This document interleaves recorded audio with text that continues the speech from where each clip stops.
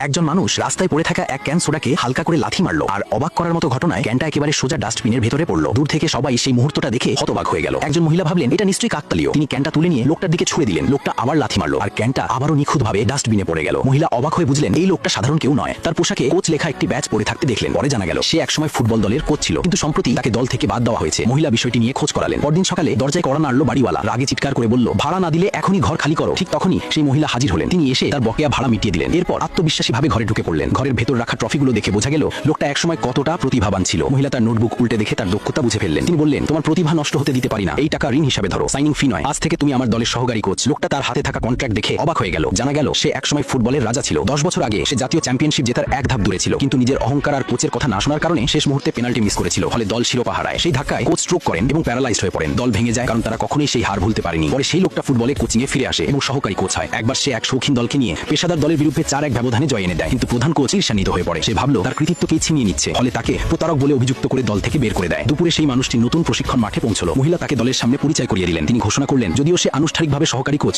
দেখার বিষয় এই মানুষটি কি তাদের ভাগ্য পাল্টাতে পারবে।